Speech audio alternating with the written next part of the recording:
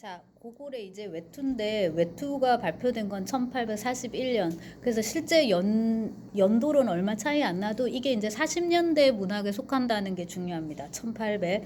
그래서 몇 가지 키워드가 있는데 1. 자연파. 자, 이거 지금 뒤집어지겠지만 일단 쓰겠습니다. 1. 자연파. 2. 페테르부르크 생리학. 3. 전사실주의.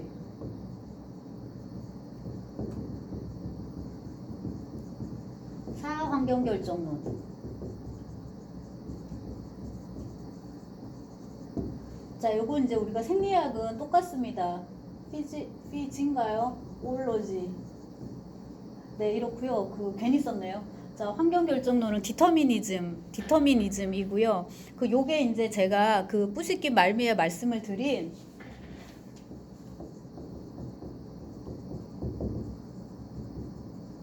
인간과 환경의 변증법과 관련해서 이제 얘기하고 싶은 이제 그겁니다. 그리고 이제 여기 자연파에 여러분 괄호치고 생리학적 스케치라는 표현을 기억을 해두셔도 되는데, 요게 이제 페테르부르크 생리학하고 이제 연관이 사실 됩니다. 근데 모든 게 다 이제 연결되는 그런 개념인데, 이 자연파라는 거는 다른 말로는 고골적 경향이라고 나중에 이제 사람들이 요약해서 부를 정도로 이 고골에 특히 외투하고 이제 많이 연관되는데, 전 시간 수업에서 잠깐 말씀드린 작은 인간, 그러니까 하급 관리에 이런 삶들을 많이 다루죠. 그렇다 보니까 이제 주인공이 이제 이렇다 보니까 아무래도 이제 그런 찌질한 풍경들이 묘사가 많이 되고, 생리 현상들 뭐 재채기, 뭐 기침, 뭐 그다음에 이제 아파도 배탈, 치질 막 이런 병들이 많이 나와서 이런 다양한 류의 이제 생리학적인 묘사들이 많이 있습니다.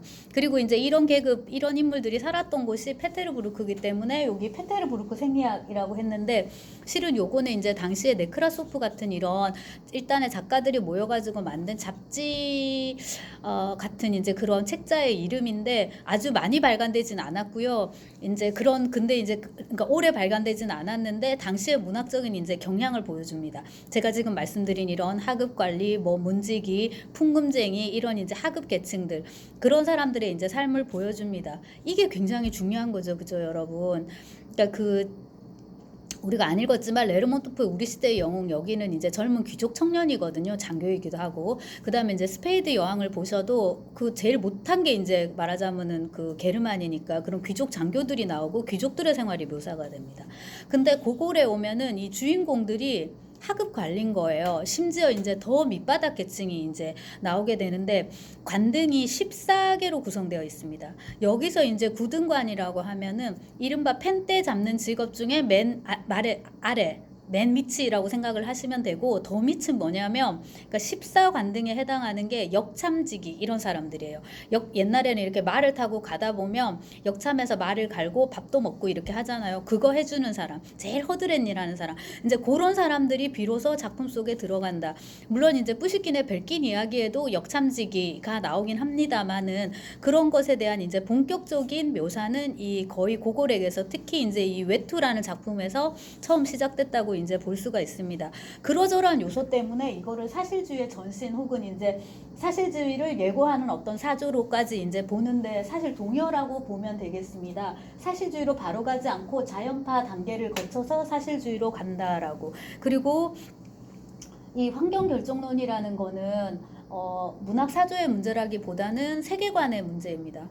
이 전사실주의가 그냥 사실주의라 해도 되고, 자연파 사실주의의 근간에 깔려있는 세계관은 환경결정론이다. 인간과 환경의 변증법을 한번 상기를 해보시고 떠올려 보시면, 어떤 인간이 이렇게 형성되는 데는 그 인간의 타고난 자질이 있을 거예요. 유전자, 지형도가 있을 것이고, 뭐 생김새도 있을 것이고, 뭐 전두엽의 뭐 색깔이나 크기나 특성이 다 있을 거고, 그 다음에 이제 그가 가지고 있는 환경적인 자산이 있습니다. 뭐 어떤 부모를 만났고, 어떤 교육을 받았고, 뭐 어떤 도시에 살고 혹은 어떤 시골에 살고 등등등, 이런 두 가지 요소가 이제 복합적으로 있는데, 낭만주의 같은 경우에는 인간에 더 큰 비중을 줍니다. 근데 그거는 다 천재들만 다뤄서 그래요.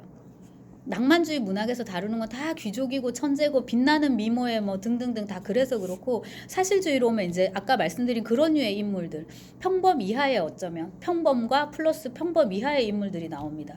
그들을 이제 설명할 때는 환경에 대해서 얘기하지 않을 수가 없는 거죠. 그래서 예컨대 이제 이 누굽니까, 외투의 주인공 아까끼의 비치를 설명을 할 때 얘는 누구냐, 이름은 아까끼의 빛이 바시마치킨이다. 보시면 신발입니다, 바시마치킨이.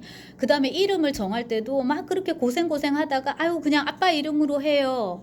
그만큼 개성이 없는 거예요. 그냥 이렇게 부모의 그대로 이렇게 따라가는 거고, 그 다음에 이제 아까끼의 얼굴 왜 이렇게 생겼어요? 뭐 얼겁고 대머리에 주름살에 뭐 치질 이런 건데 왜 이렇게 생겼냐? 이거는 다 페테르부르크 기후 탓이다. 이것도 환경입니다. 그 다음에 이제 직업이 제일 중요한데 구둔관입니다. 구둔관인데요. 이 사람이 이런 직업을 갖고 있다라는 거. 그러니까 이 아까끼라는 인간을 설명하는 가장 확실한 키워드는 그의 직업입니다. 관등입니다.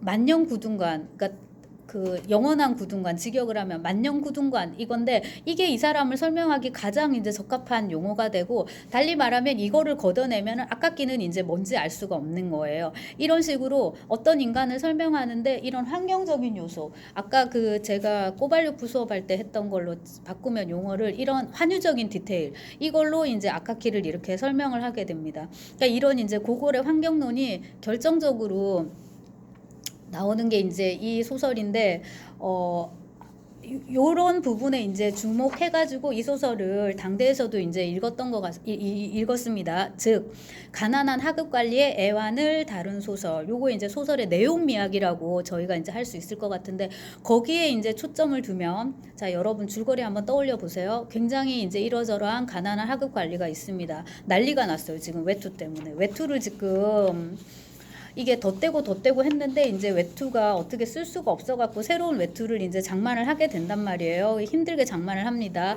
근데 400루블이에요. 연봉이. 아깝기가 연봉이 400루블인데 그 외투값이 80루블입니다. 이 비율을 여러분 잘 보셔야 돼요.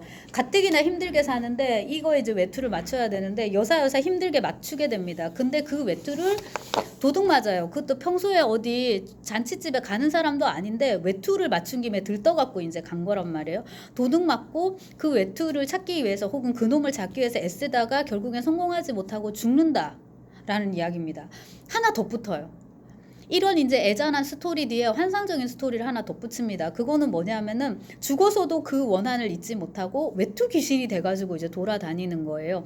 그리고 이제 그 페테르부르크에는 외투 강도, 외투 귀신이 이제 나타났다. 이렇게 되고, 아카키를 마지막으로 응대했던 딱히 악역은 아니었는데 어쨌거나 일명 유력인사 그 사람이 나옵니다. 마지막에 가서. 그리고 그가 외투 유령에게 외투를 도둑 맞아요. 혹은 막 무서우니까 이 사람도 그냥 얼른 벗겨주다시피 하고 이제 도망갑니다. 그 이후부터는 유령이 안 나타나더라. 뭐 이런 식의 이제 스토리인데 뒷부분이 다들 이상한 거예요. 이 환상적인 스토리는 뭐지? 이건 좀 아니다. 이 부분이 이제 그 40년대 비평은 조금 헷갈려 했던 부분이고, 대신에 이제 한 3분의 2, 한 4분의 3을 차지하는 그 아깝기의 불쌍한 이야기. 여기에 이제 초점을 맞춰서 이거야말로 우리가 기다리던 소설이다. 이렇게 작은 인간들, 억압받고 핍박받는 작은 인간들, 이들의 이제 뭡니까? 애환.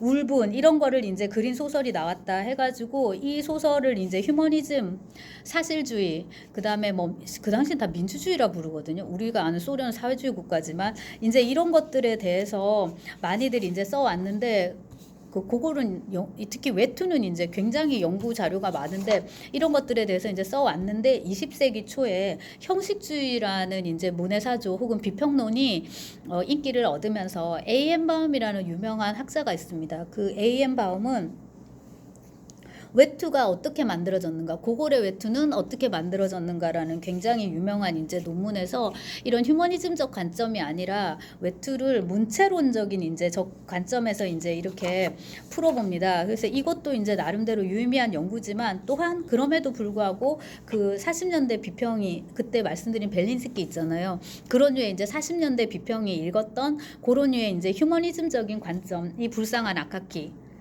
그리고 이제 이런 아카키가 다시 없도록 하기 위해서는 우리가 뭘 해야 된다?